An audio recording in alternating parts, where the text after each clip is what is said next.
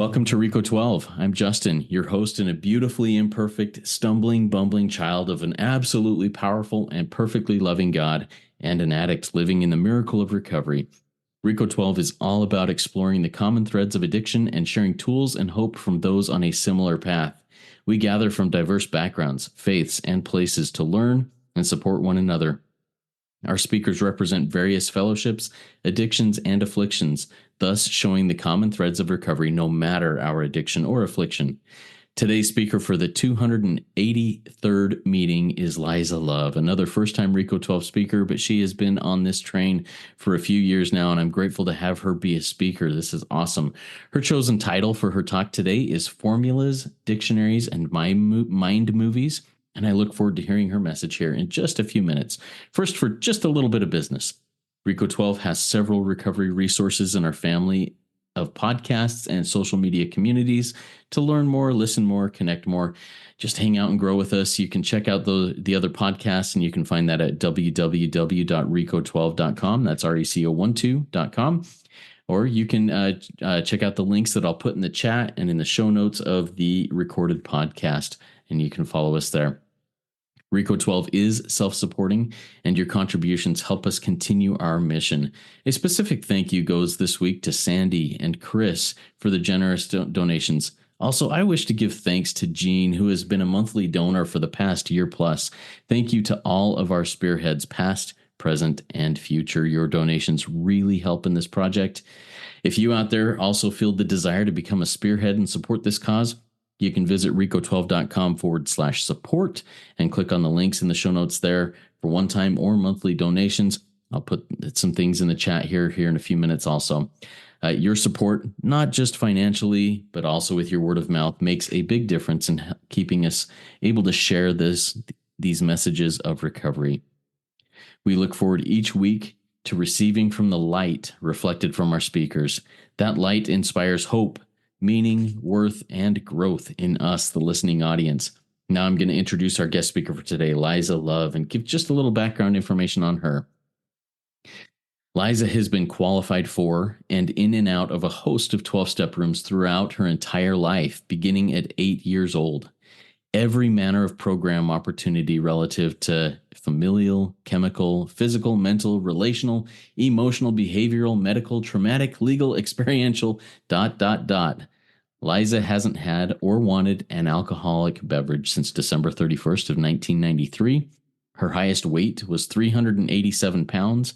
Liza has been entirely freed from all manner of disordered eating and food matters since it inspired ketogenic eating as a way of life since September 8th, 2018, easily maintaining a stable weight of 130 pounds. And the simplest truth and reality is that she is quite literally alive today because she finally found everything she had ever been looking for, and so much more, when she discovered recorded shares and real-life people living and reading and living by everything described in the big book of Alcoholics Anonymous that had sat dusty and resented on her shelves for many years. And making the decision to join them in doing the same, Liza has been in more 12-step fellowships than can be reasonably named here and is very active in service in her fellowships. Take it away, Liza. The floor is yours. That's like a lot. I'm super grateful to be here. Thank you, Justin. Again, I can't express to you how much this platform and what it's able to do for all of us means, right? To me and all of us. It is such a gift, and I'm so grateful that you honored the call to do that and that we all get to be a part of it. That's like exciting. My favorite recent revelation about spearheads is the recognition that it is the tool in the hands of the master warrior, right? Like I get to still keep that cease fighting piece of things because I'm just the tool. I'm the tip of the spear, but I'm in the hands of the greatest. So that takes me out of the equation, except as usual, to just show up, which is all I really ever do. Okay, so I can't name just one fellowship that is home for me because everything that is described in the big book about everything that is an alcoholic is me. Like every example, right? I'm Fred and the jaywalker and, right? Like there's nobody in there that I have not mirrored or in some way displayed the same characteristics when it comes to what I'm going to use to distract me from the misery of me. And when I'm stuck in a space where I don't know better, and then now do know better and choose to stay stuck, right? That all of that is even a choice was completely foreign to me. I am so delusional in the midst of self that I didn't even recall the fact that I had not had a drink in that amount of time, nor any desire to, because it was so completely lifted from me, it didn't matter anymore. And I, loving intellect and knowledge and learning, came up with something amazing through all the therapy and other things that I'd done that just solved the problem. Yay. And I couldn't apply it to anything else, which for me, in the state of intellect and self and all of the knowledge, made no sense and was frustrating and like impossible. Because if I could do it there, why couldn't I do it here? And literally my entire life until COVID and the opportunity to listen to recorded shares, like I'm sure that stuff has been around for a long ass time. I know that because Joe and Charlie were among the first that I was saved by getting to listen to. And that'd been going on forever and ever. So I had so othered myself and convinced myself that I wasn't allowed to occupy that space that I didn't even have the opportunity to discover that until much later when it was just a desperation and I didn't care anymore and was like, well, I'm going to go there and see what happens. But like legit for at least a year, even into my great, awesome, saved life as it exists living by the big book, I still didn't even see that. Like it took a bit for that to be remembered. I was like, oh yeah, I guess I didn't. Like really? How do you forget that? Like there are so many things that are me in the delusion of that state of existence that you're like, how did you not see that? That makes so much sense and is so like basic. How did you not get that? Oh, because that was not actually the brain I get to function with. That was the brain that I used to run from everything. Okay, get it. So I can promise you, if you're in this room, in this live space, you belong here. Like you belong here. You legitimately are here because you belong here. And if you don't know it already, the answer for you truly is available in what the big book offers us. And if you're listening to this and are like, oh, well, damn, I missed that because I wasn't there yet. Nope, still you too. If you're listening to this, you are getting this space in this moment because there's something here for you too. And I promise you that it works, right? There's no version of any kind of using and abusing that I did not engage in. And none of it was ever enough because the insatiable appetite of me being able to control everything in order to feel safe and protected was fully something I subscribed to. Which takes me to the awesomeness of formulas, dictionaries, and mind movies. So when I think about those things, you could really simply just say they're expectations given different things. But I like to describe them a little bit differently because it helps me to be the adventurer that I am. One of my new fun descriptions of what I get to do in this life is that I am an investigative, observational adventurer. So I get to investigate. I get to ask questions all the time. Everything that I think is my experience, I'm always questioning it. Like, is this real? And I run it by what I've come to understand is a relationship with a higher power, which, by the way, if you happen to have been someone for whom that 3-letter word that is our shorthand for higher power here, God, if that was a hard word for you, believe me, I was going to die because I could not say that word and I could not imagine anything spiritually anywhere beyond knowledge and intellect and what we can prove and rationalize and reason out. And the awesome part of what's in the book about that is that that is also true, right? There's this whole space of things where it's like, dude, all you have to have is the willingness. And that's it. Like, you don't have to go beyond that willingness. You can if you want to, but all you really have to have is that willingness and it still works. You don't have to have anything more than that figured out about it. All you have to do is use that logical mind that you've come to rely on, and it will show you through the other people around you doing this work as well, that it works. And that faith, which, by the way, again, if you were like me in that space and you thought, I don't have faith in anything, I'm about reason, I'm about logic, I'm about facts. Yeah, cool. That's faith. So you can take that faith just as that is and apply it to this stuff too. Don't let the fact that anybody is saying spiritual anything, let alone using that God word, deter you. Because if you want freedom, it's available. That's another thing too, right? Now we're in the dictionary part of definitions, right? What does freedom mean to you? What does recovery mean to you? What does sober mean to you? I'm a greedy bitch and I wanted way, way more than just to be sober. mostly because I had been extensively sober in different ways and was still miserable and wanted to kill myself, right? Like when your life is that miserable, the desperation that's necessary to just next level life is awesome and easy to find. And I'm really grateful that I had that space, in spite of the fact that listening to Joe and Charlie and Mark Houston and all the other people that were like my first sponsors for understanding how this stuff actually works instead of just being a dusty book on the shelf, that stuff was really, really foreign, but I didn't care. I was going to just do it anyway. And I went everywhere I could in a whole host of 12-step rooms, even in COVID when they were everywhere. And I didn't find anybody doing it how I was understanding it and wanted to apply it. But I kept thinking, because my habit is to find something outside of me to make me better, right? It takes a sponsor to get me to this place. It takes something else outside. Like they have some secret code because I'm othered. I'm out here and I don't belong anywhere ever, right? Like I am not with them. I'm on the island of misfit toys. Because even when they're describing their thing, like I'm like, yeah, but I do it with that and this and that. And like, name it, been there, done that, still would be doing it if I weren't free, right? So because that all-inclusive space didn't exist in a 12-step room, I was really struggling to find where I could have it.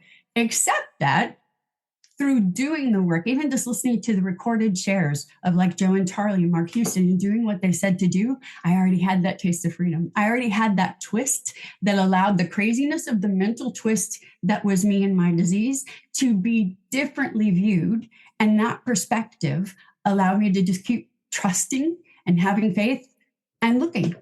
And I did find a group, and I did get a sponsor and go through the steps and actually have that full-on experience that were promised. And that was temporary because I was reading things in the book that they weren't reading and applying how I interpreted them, and that made sense to me. And they were just coming up with things that made sense to do from a perspective of knowledge and reason. But I gave up that whole thing because I needed to have it go through this way first, right? So now I'm still looking, I'm still searching. And here's how amazing that life was for me. One of my sponsees found a group online that lives it how I live it, that applies it how I apply it. And I was like, no way, that can't be. So no, you're just like, I swear, it's where you belong. It's like, it's it.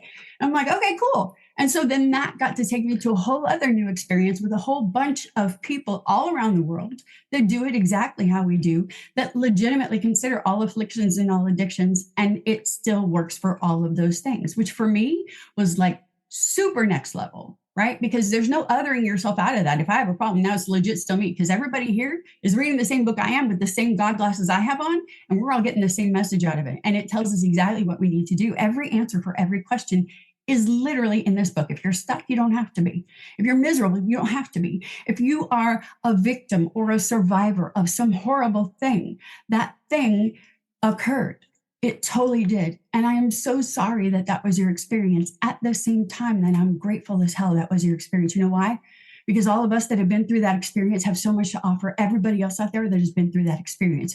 You are not alone. You are not.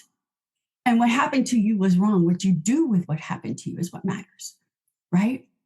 So in the space of understanding all the dichotomous craziness that is this life, I came upon some stuff that really helped me make sense of it in a way that was useful. And getting outside of the blame and understanding of what had happened to me a million times in a million ways through my life, the places I put myself in, as well as the places that I was put in when I didn't have a choice or a say as a kid or anything else, right? If all of those things, through my imagining of what love could look like, if it were a verb that I applied to everything, if it were a lens that I looked through to see everything, how could that also apply in those situations? I'm here to tell you, I found that too, right? Legit, I promise you, when you examine this differently, when your willingness alone exists, nothing else, you don't have to believe in anything else. You don't have to have anything else but hope, which, by the way, I wanted to die so badly. I was so exhausted that for years, I called the level of hope that I had a disease. I literally said I had the disease of hopefulness. Why? Because I wanted to quit and I wanted to give up, but I kept thinking if there was just something I could find, I'm just going to keep looking. I'm going to keep searching. I'll find it. Whatever it is, I know I'll find it, right? I have to be able to find it. And when I finally did find it, it was hilarious to me because like, yo, there's stuff been on your shelf forever. What are you doing? But I didn't never see it live that way in the rooms that I went to from a little kid. I didn't. By the way, just for fun, Like legit, I cuss more than I ever used to. And to refer to myself as a bitch is like the biggest term of endearment that never existed before recovery. So if you're hung up on I'll never be churchy, honey, you are home. You don't have to be churchy. None of this stuff is religion. It's spiritual, right? Remember, I said you belong here. You want me to prove it? I'll prove it. Outside of this space, if you are still like, forget her, she doesn't know what I'm talking about, call me. Let's go. Let's go, right? I don't have to fight anyone or anything anymore. And that isn't a fight to me. I'm just going to hug you. I'm just going to hold on to you. I'm going to give you the biggest piece of love that you never had that you thought was missing because it's real and it exists. Just like God, whatever the hell that is, exists. All I have to know about it is that I'm willing to find it and it's not me. Why? Because everything I did from my intellect and all of the learning and knowledge and all the stuff that I had took me nowhere, man. I was still going to die. It's not worth it. I would rather be wrong. I would rather be in a cult. I would rather be any of the things that is me today, subscribing to any piece of this to my life than anywhere else ever. Because out there, it's exhausting. The reason I was so tired is because it was me having to do everything. And I couldn't find the answers that I was looking for in the space of knowledge and everywhere else that the world at large would recognize as a valid thing, right? All of those things that I used to do and pursue so doggedly, those are now superpowers because God's in charge of them too, right? So all of the therapy that I had and provided, all of the spaces that I went to as a person that wanted to make sure other people didn't suffer like I did, which was what my calling in life was, both academically, professionally, and spiritually. I didn't want anybody to have to experience what I went through. And what that gets to look like now is, yeah, I can still do exactly all those things, except now it's like super effective because then you get to find what your superpower is and apply that to life in God's hands. And in that space, like, dude, limitless or limited, right? Like I get to choose. I have one choice, right? I live the Shawshank all day, every day. Get busy living or get busy dying, right? I love that movie and so many others, but that one specifically, like that part of it always spoke to me. It was so resonant. One, because it's kind of a sense of extremes and I really like extremes. I like things to be easy. It's a yes or no, right? Like there's no middle ground. It doesn't mean there's no gray. Gray exists. That's another definition, right? Formulas, everything in this book is laid out in a way that personally, I never really liked math, but now I freaking live this math all day. Why? Because if this, then that. That's a formula. When this, then that. Formula. There's all sense of timing, next, now, right?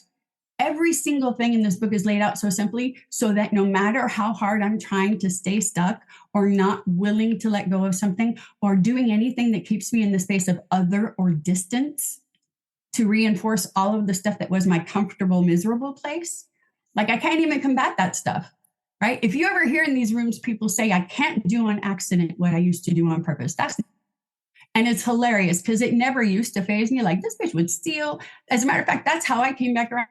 I asked, got arrested for stealing. It was hilarious. And do you know what happened on the other side of that? It kicked the desperation in, like, oh, this is still me, but that was me when I was 15. Honey, you're not 15 anymore. You're 51. Can we get it together, please? I had no shame about that I had done that, like at all. And now I'm like, oh, I see what that was doing, right? I see what I was feeding. I guarantee you, there's some mind movie for you that shows an expectation of what it's going to be like. You want to hear one of my funniest ones? I'll tell you one. There are many, like I will share them anytime. But one of them is that when I found that perfect sponsor that I was looking for, that was going to show me how to read this right, even though I'd already had a shift, right? Even though I was already in that place. Do you know what the gift of an actual sponsor was? Like somebody who was totally just stuck, not even really did it, going through the motions and everything else and not free, right? Like miserable. I end up sponsoring my sponsor because I have an understanding of how to apply this stuff. Like that's how funny this stuff is. Like it's crazy funny. Like I laugh so much now. I never used to laugh. Everything was serious because it was a life or death every day. Guess what? Everything is still serious and it's life or death every day. But I am happy, joyous, and free, just like the book says I will be. Like I'm telling you, there's no part of this book that doesn't apply. If you don't think you're in here, call me. Because if you're here listening to this, you're where you belong. You're home. All of the ideas of what home could be, another definition, right? It's not another person. It's you. I was in this prison that I had constructed for myself, holding the only set of keys that existed, yelling and screaming and begging someone to come let me out. I did not understand what the inside job of it meant. right? But it's true. We get to participate and be an active part of our restoration and rebirth and all the other awesome phrasing that the book used to tell us what's coming. And we're youthful.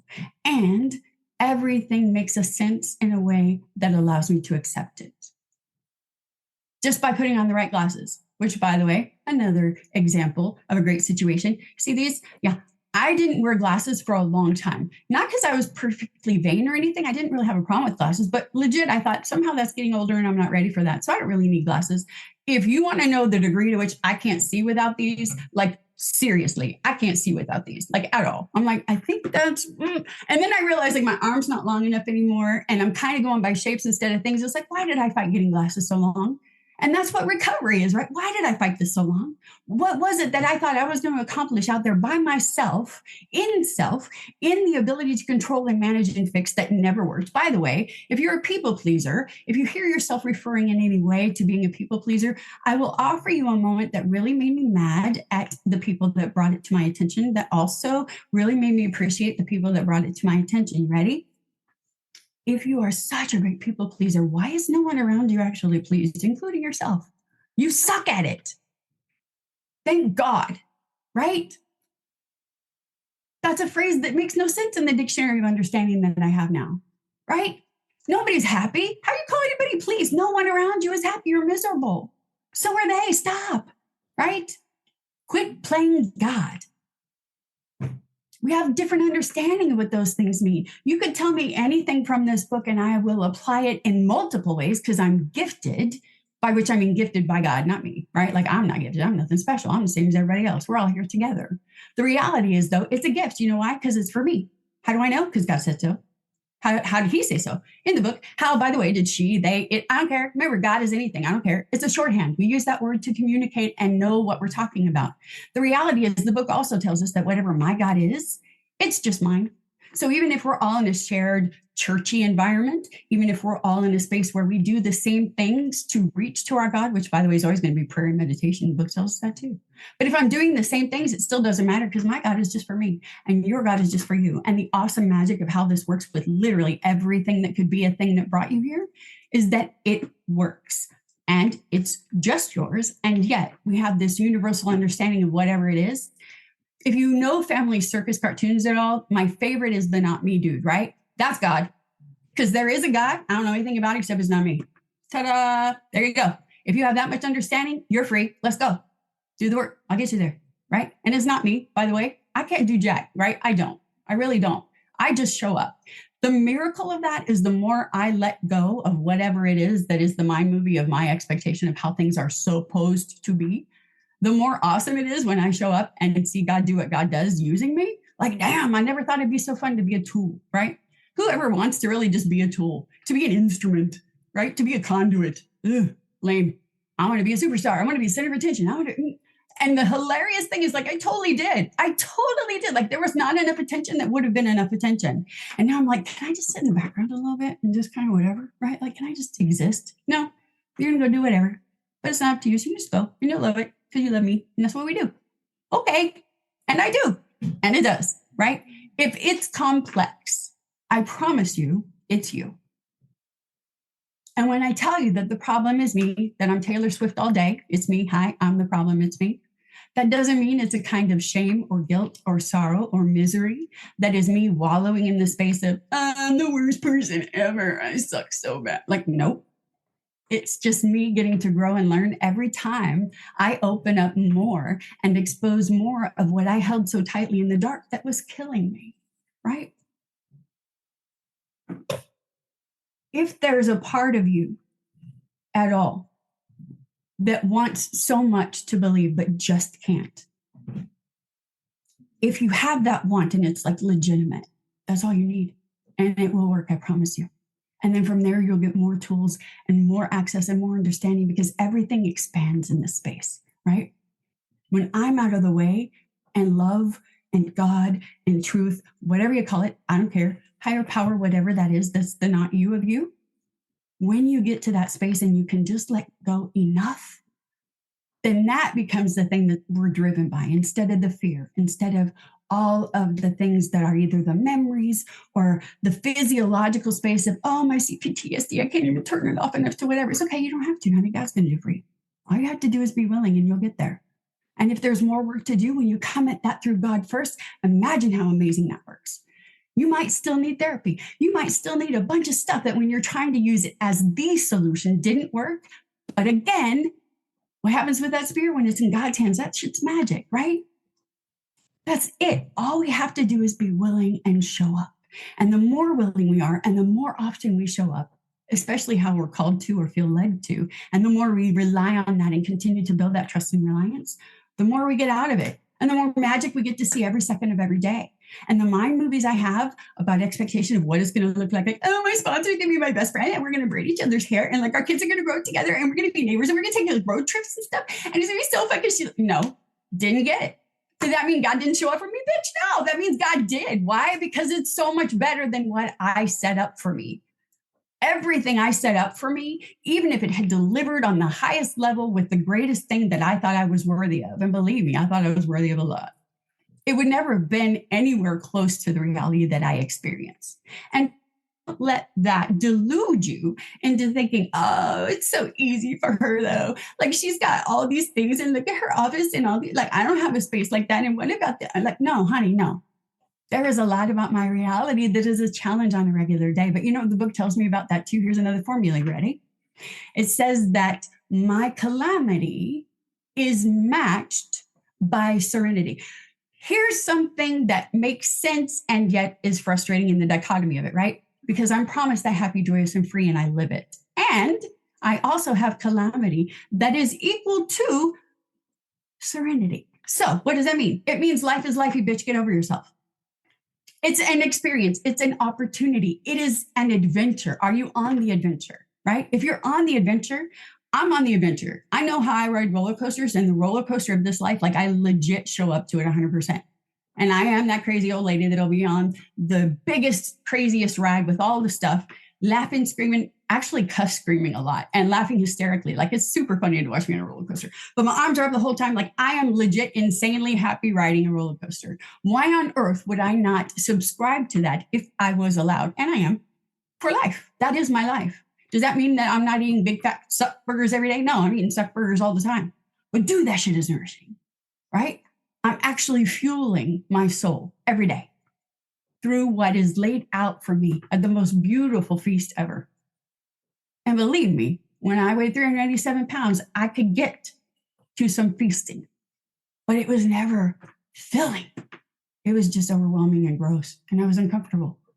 But there was still never enough, and so I keep pushing and pushing and pushing, right? I don't care if you're a picker, if you cut, I don't care what you do and where you are. If you're here, if there is anything that is greater than something you feel like you can control and that is dominating your life, you're here for a reason, and it will work. So when I turn off the theater of my mind movies, when I open up my dictionary wearing the right glasses, and when I'm looking at the formulas that are available to me in this book and through the people around me that also live this way, life is amazing. It's Christmas every day. And if I forget that, all of those things that are helping me shape and form my understanding of what's real and true and what matters, help me remember. There's nobody here judging me. There's no czar of the heavens, God that's like ready to strike me down because I did something wrong. It even tells me I'm going to make mistakes as I'm recovered and awesome in the whole God glitter sparkliness of my life. 100%. That's part of life, right? I'm good, Justin. You can totally Q&A, whatever we need to do. I love you all. And I'm so grateful to be able to grow and work with you shoulder to shoulder as we trudge. That's another word I love. Because you know what? I think it's going to be all frolicky and happy joy and dancing in the fields and life is great. And it's like, no, bitch, trudge. That's a hard walk, right? That's where you got to like lift your feet up because the mud is going to suck you down like you are effortfully trudging. And it's awesome. I love trudging with you, Liza. It's amazing. This journey is fun. You know, you mentioned there, and I've got a couple of questions that have come in from the live audience. I've written down a few, but I want to build on something that you just touched on a few minutes ago. You talked about matching calamity with serenity, serenity being matched with calamity. Um, so I know a little bit about what's happened in your life over the last couple of years now, but why don't you share just a little bit of that calamity that you are meeting, that God is matching with serenity? Sure. So it's funny because I forget that other people see it that way, right? So that it always makes me kind of laugh. The reality is, since 2009, I have been dealing with, physically gifted with, had an entire shift of life based on a brain tumor. So basically, prior to at least the last year and a half, all that really meant was that I lost my access to all of the like amazing intellect that was like legit insanely gifted in that arena and able to like graduate early and be kinds of stupid with all kinds of knowledgey stuff. And just I always say I went from being extraordinary to ordinary, right? Like my capacity, different words, like I would lose things like that. Sleep was greatly impacted. And as far back as 9 years old, I have dealt with horrendous migraines. So, like, my actual normal day would be somebody else's probably worst migraine ever. And that's my normal level of pain. Outside of that, specifically in the last like 14, 15 months, I had been in and out of the hospital. It was a whole big thing. But at this point, things are fine. I've been more here than not. And I've been home again since late May, early June, I believe. And physically, like we have an understanding of where things are, and we just keep monitoring and paying attention as things move forward. So, did that answer it? I think you hit on it well enough. I mean, so the calamity is not the perceived calamity, as you said. Other people see it that way. Is your life is not just a skip through the tiptoe through the tulips. You know, there's struggles, but God helps you meet them with serenity, and I love that. Thank you for sharing that. Sure. All right. So I have a couple of questions that have come in from the live audience. First one's an anonymous attendee. What are the first actions you take when you feel off in your recovery, Liza? Oh, I love that. Okay. So here's something that I do that makes a lot of sense to me. People that I work with, I'm like, yo, this is what I do. You can see what you think of that. I really love that we quite frequently will go to the upon awakening as though it's like, this is what I do every morning. Ta-da. Like, yeah. Yeah. Again, remember, like I'm the greedy bitch, right? Like I'm going to apply this stuff in every way that I can all day, every day. So for me, every time that I'm operating in self and I catch it, I've just awakened. So guess what I get to do? Follow the instructions for upon awakening, right? Ta-da. It's not hard, dude. But the reality of that is I'm watching, right? Part of that observational part of my job, part of the investigative part of my job in the adventure that is this life means that when I am restless, irritable, or discontent, or when I am like ready to run somebody off the road in my car, or when I am like, screw them, they don't understand anything, I'm blah, blah, blah, or when I am screw daylight savings time, because like legit, I wrote an inventory on that shit. Like that's real. You know what I mean? Like all of those things. When there's anything, because keep in mind, I don't know if you know this or not, meaning everybody, not here, but here in the broad sense of all of us. Like it took me a while to figure out when we do our inventories, it's not like a gotcha list where you're laying out all the stuff that like is your shameful whatever. It is literally anything that puts me in a position as far as space wise and access that distances me from whatever it is that is my higher power. It's not about making you feel like a piece of shit. It's about helping you to get fully naked and connected in the space of nothing between you and God. Does that make sense? Yes, it does. Thank you so much.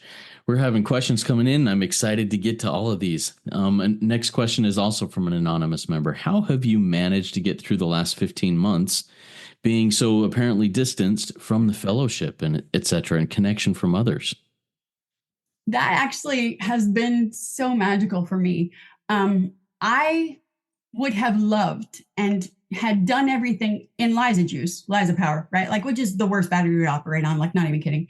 I did everything that I could to anticipate that would be a need in the event that something did happen. And absolutely none of it happened how it was supposed to, like legit, right? So I had people that were I was a part of their lives on a regular basis that suddenly had no access to me and didn't even know what was going on. And I had no way to change any of that.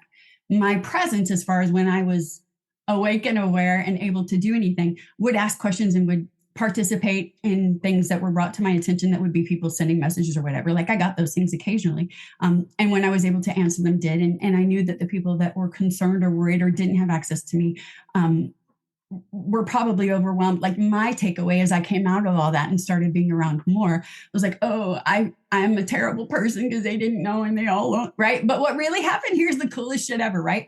It doesn't matter where I'm at.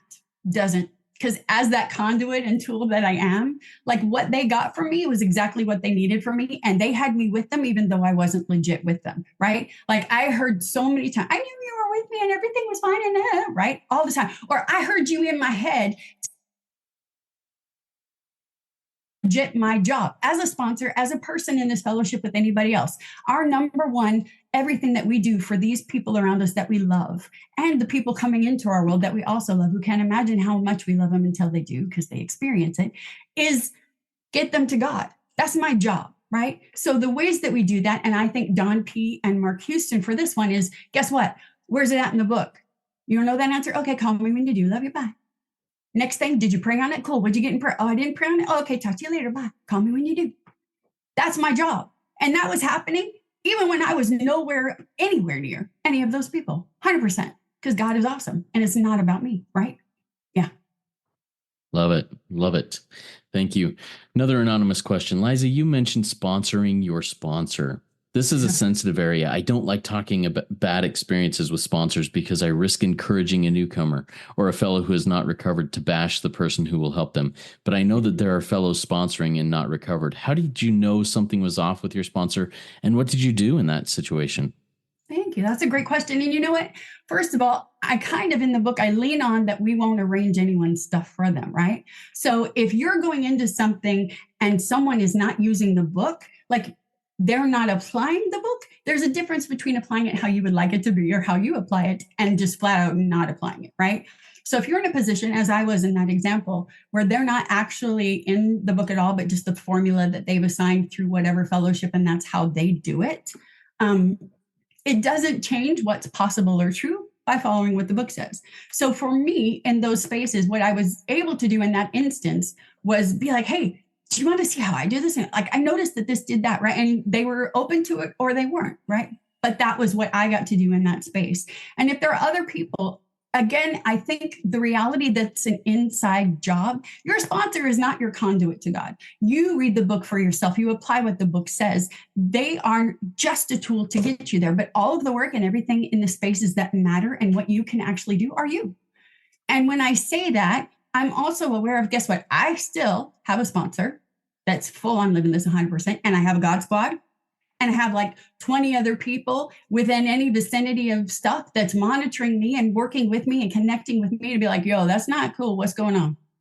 And calling me out in a half a heartbeat. And guess what? If you're here right now listening in this room or listening audio and you think anything I'm doing or saying is in this book, help me wake up. Reach out. Because my life is based on this book and I want to grow and evolve and increase my effectiveness and understanding big time. Like that's my purpose and point. So if you see me outside of that space, please, please, please, please, please, empowered you are, reach out, you will, right? Please. Love it. So if anybody wants to reach out and tell Liza she's full of it or tell me I'm full of it, you can send 100%. An email to rico12pod@gmail.com. We'll get you in contact with us. Awesome. All right. Another anonymous question. This one's a big one that I also have dealt with and sometimes comes back and rears its ugly head. This person says, I am realizing I am ruled by fear. I am all in now more than ever before to let this go. How do you give it, meaning fear, to God 100%? Okay, so here's another mind movie for you. And anybody that's worked with me knows this one. And it's legit real for me. So when I am on page 53, making that decision that God is everything, right? And when I'm approaching the steps and doing the work and living this way, I also am utterly abandoned to God, right? Those things, those words in that dictionary mean a lot to me. And what I envision and for me embody in that space is me naked as day, standing in the sunlight of the spirit, because I love my glitter. And I'm on a cliff, right? Like it's this beautiful cliff. And it's so beautiful outside and everything is amazing. And I want the sun to keep shining on me because that's the sunlight of the spirit and I like my sparkles. So before the idea of that complete sentence even is uttered for me by God or any kind of internal anything, like abandon yourself utterly to God, right? Like if you imagine with, oh, like big God lies or whatever, well, I don't care. I'm on this, it's sunlight, beautiful, amazing cliff, right? What am I doing? I'm stripping. I'm naked completely because I don't want anything between me and God. And I don't know who's going to catch me or how it's going to go, but I'm already halfway off that cliff, flying through the air. However, letting go of everything and everything and everything and strictly trusting and having that disease of hopefulness that I'm so grateful I have, and the belief that the willingness is enough. And that for me embodies that. So in my mind, I'm like, dude, I'm Care Bear staring, right? You know, all the, yeah, Care Bear stare is freaking awesome. I love that shit. That's me, right? So that's coming out of me and I'm running and jumping. And it's like Rose and Leo, right? On top of the, I know that was the actor's name of the thing, whatever, get out of it. But like, right? Titanic, arms open wide. Like there is nothing between me and God in that space. That's what I am reaching toward. So for me, that's what I do when fear gets big, because I also am able to examine and inquire. And I know that fear is a lie, right? Just like I know that distance or separation is a lie. What actually exists is that we are one and that we're connected and that love is everything. So from that state of understanding, I don't even care. Whatever it is, get it out of me, right? Get me out of me and into you, God. Thanks. Bye. Right? That's it.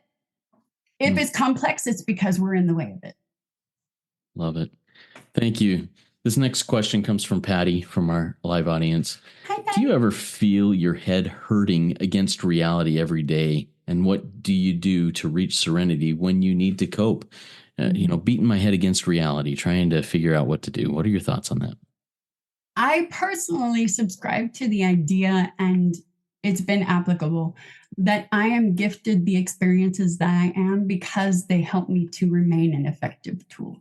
So by that, I mean, when I have a particularly bad head day, or when like I deal with vertigo, like you can maybe see my little patch. I have to wear a patch. I take meclizine. Like I straight up and constantly spinning, most often to the point of like right just before hurling. If it gets really bad, then I'm kind of down and out, physically kept from doing anything in that space. But so those kinds of physical things for me, the understanding that it's a mind, body, spirit combination of things that we get to have both healed and included in all of the work that we do, it's a gift to me, right? Like I get to celebrate Christmas every day because these things help me to stay connected.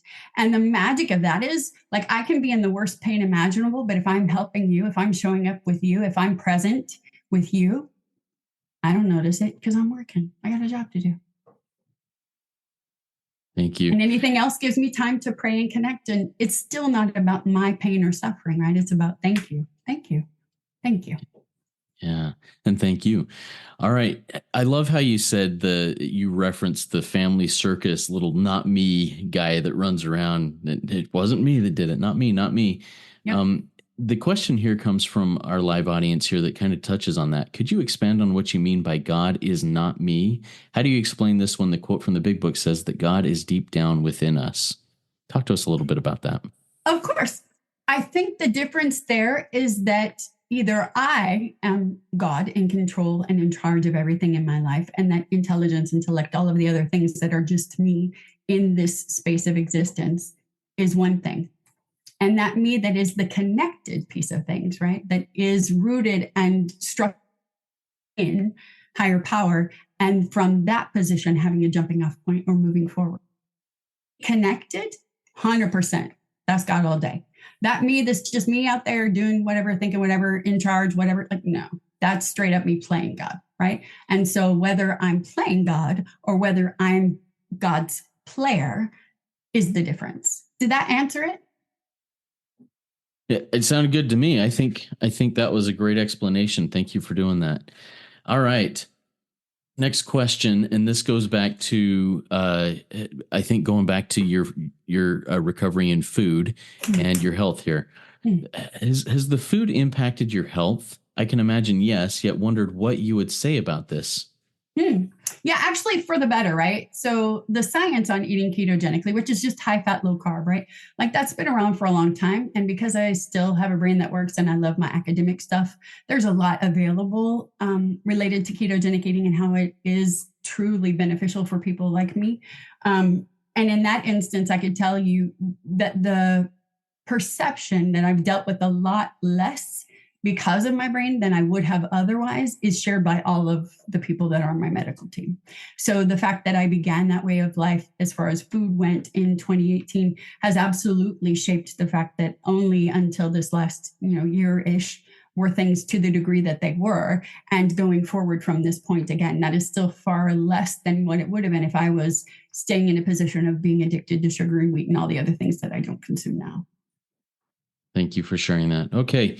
So I want to go back to something you shared a little bit earlier. Can I do one thing real quick, though? Because I know Please you have do. notes and you can refer to it. And if I don't, I'll lose it. Please do. So the question that we just got about God and self and those things on 38 and 39, there are a couple of things that talk about intelligence and spirit and this way of life, right? So one, of course, is referring to we might have been through the ringer and had to admit if we substituted alcoholism for jaywalking, the illustration would fit us exactly. However intelligent we may have been in other respects, where alcohol has been involved, we have been strangely insane, right? And then on 39, it talks about the actual or potential alcoholic, with hardly an exception, will be absolutely unable to stop drinking on the basis of self-knowledge. First of all, I love italics. I know everybody knows already, but I love when there are italics, they jump out at me big time in the big book because they had to pay so much more for that print. So that means like, yo, wake up like big time, give this extra attention because this was something they considered super important. And in the space of looking at self-knowledge, right? So that's me in the state of doing everything that I did professionally, academically, therapeutically, like all of the things that were the things that I was desperately clinging to help me find whatever the answer was going to be that was going to finally save me. All of that stuff fits into that category. And again, when I come at those very same things with the understanding that spirit first, now it's a tool, those things become effective and useful because that knowledge is certainly amazing. It's just not the answer. It's a path once you've got the answer. I hope that. Yeah, thank you. Love it. Love how that expansion and expounding on that concept there. Thank you for bringing up those italicized phrases there that are really helpful. So you brought up something in your share. You said the reason I was so tired is because I was trying to do it all myself. I think I speak for myself here. There are often days, weeks, months where I am exhausted. And I think now, as you brought that up, I think as I look back at those, I think it's because I'm trying to do it all myself. You right now are a bundle of energy. And every time I've ever seen or spoken with you, you are going and not tired, it doesn't appear. Talk to us a little bit more about that phenomena of exhaustion versus trying to do it myself. And so I have energy.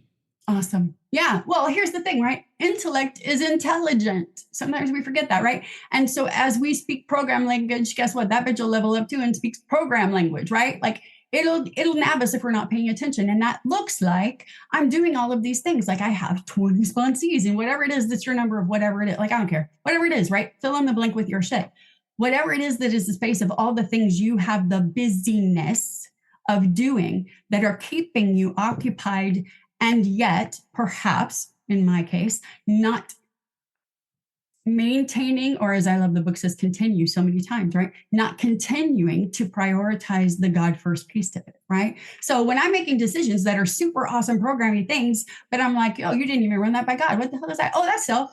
It's self, guys. Like legit. You could still be doing program stuff in God's name from self, 100%, right? So that is where I rely on those cues that are my cues to stay connected, right? Restless, irritable, discontent. If I'm in those, it's still me, right? All of those kinds of things. I'm simply paying attention or offering it the attention and the recognition that is me holding on to all the promises I've experienced. By which I mean, if I'm not happy, joyous, and free, despite whatever I might consider some of the calamity that is this roller coaster adventure of life that's also a gift to me in this moment, I know if it's too much, if I'm overwhelmed, if I'm in a space where I can't handle it. One, we have a lot of people around us that can help us walk through that. And two, hopefully they, like me, in the second or two that they have heard me say, they're like, oh, did you read about that in the book? Or did you pray on it? Okay, talk to you later, bye. Right? Like it's so freaking easy. If it's complex, it's because I'm making it that way. Sometimes taking on too much, even with the best intentions, guess what? The book tells us we do that too. Even with the best intentions, or we can end up in a space where we don't know what the hell happened to get us back to where we are, right? It's because we're doing those things from a position of not connection. That's all. I have to go through the right battery. And I am pretty ridiculously energetic. I don't know how or why that was. Let me say, even at 387 pounds, dude, like my ass was still wired like I'm made with energy. It's crazy. I'm grateful that you're wired that way. That's awesome.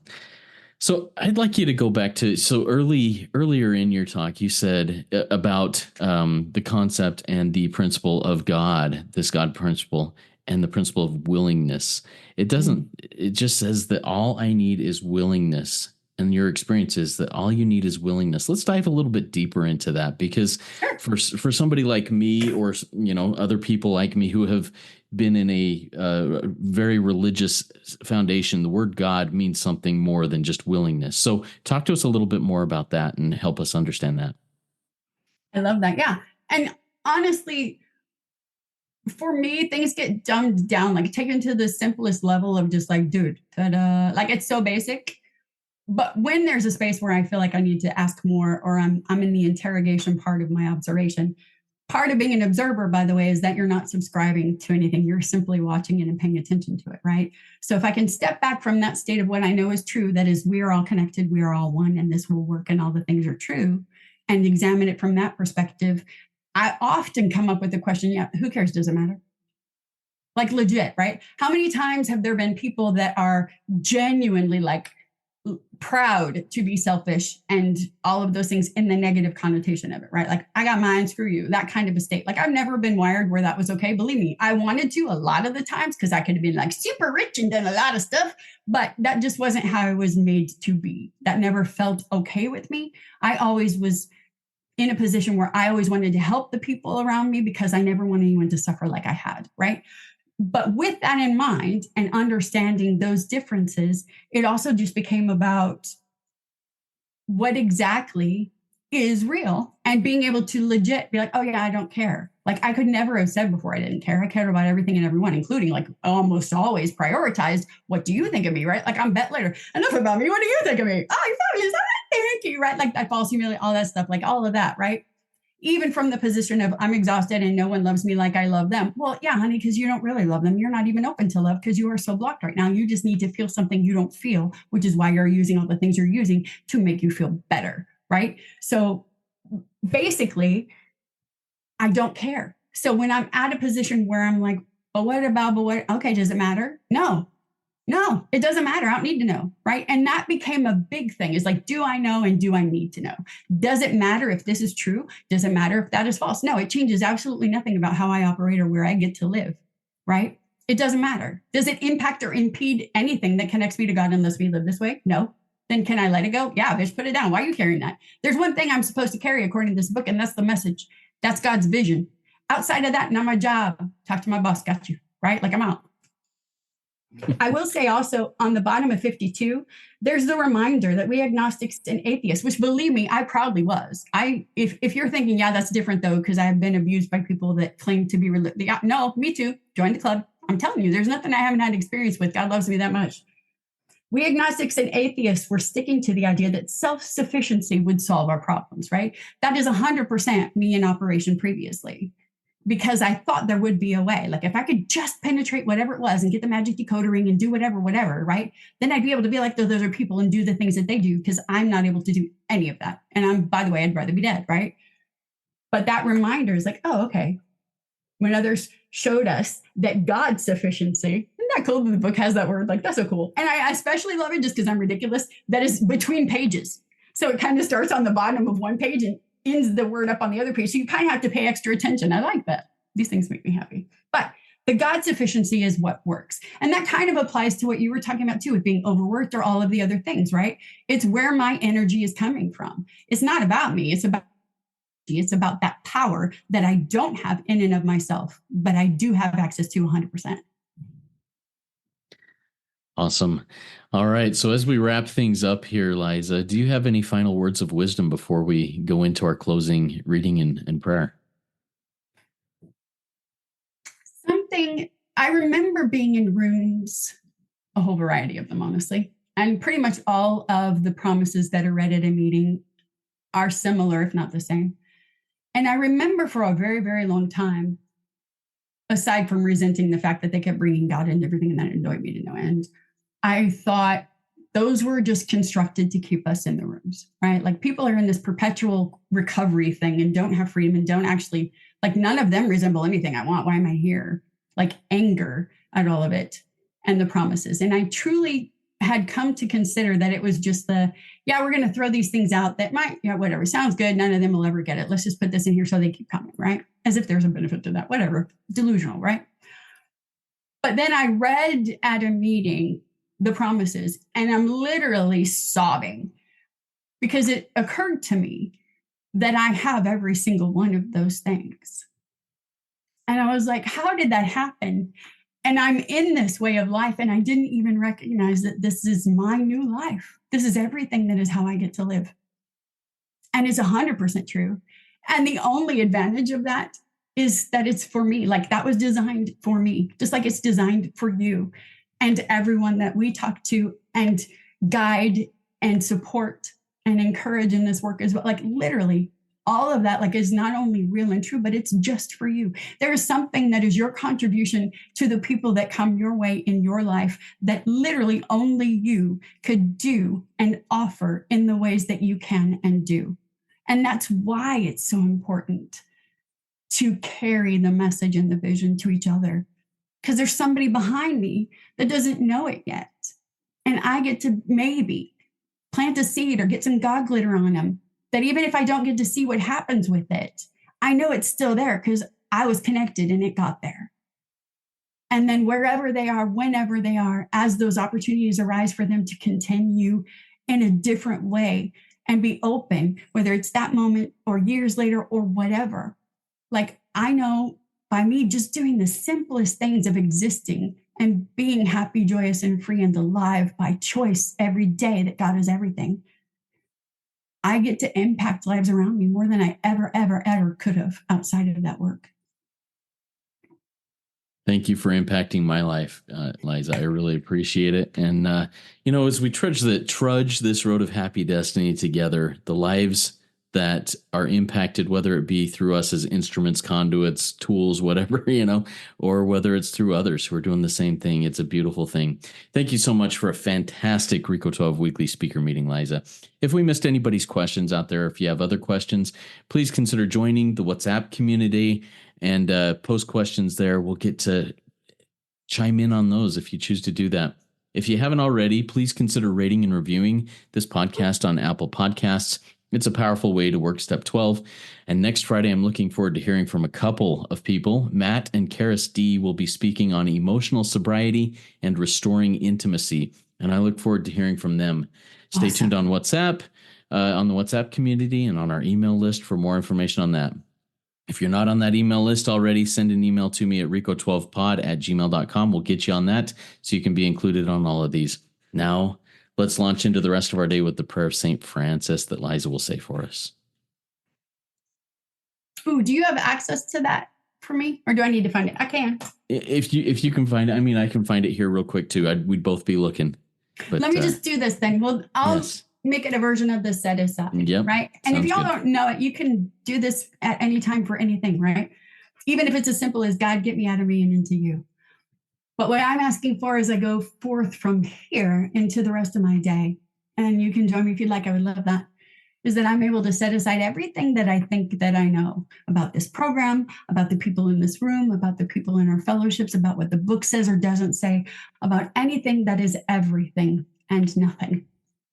And help me to just be present and connected to have a whole new adventure and experience as is designed and outlined just for me, so that I can show up even more and be useful to the people that are brought on my path, awake and aware of what they have to offer and who and what they are, perfectly imperfect in every moment, including this one, and what's possible after this one. Man, beautiful. Everybody remember there's one who has all power. That one is God. May you find God now. Keep coming back. Let's trudge this road of happy destiny together. Work it. You are worth it.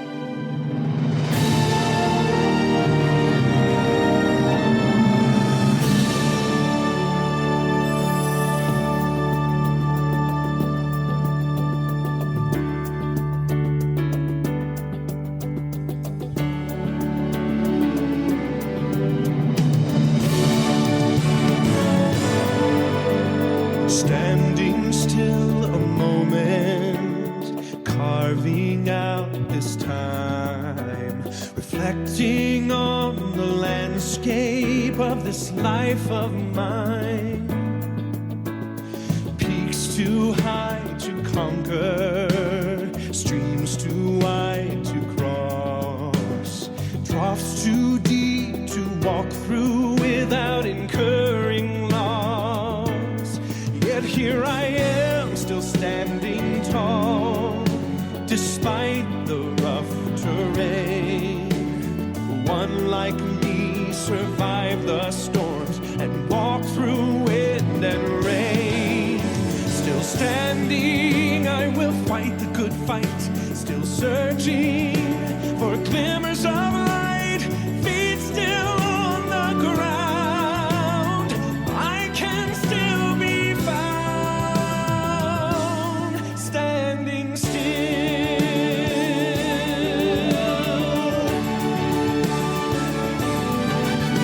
My wings are torn and tattered, but I know I still can fly. I may not soar unfettered, I may not rise too high. Recorded in the book of life and bind it with the seal that I am bowed and broken, I am standing still. Only God knows where the path of life will yet lead me. I do not even ask to know, I do not need to see. It is enough to know that I'm loved and not alone. And with those truths, I thankfully march into the unknown. Still standing, I will fight the good fight. Still searching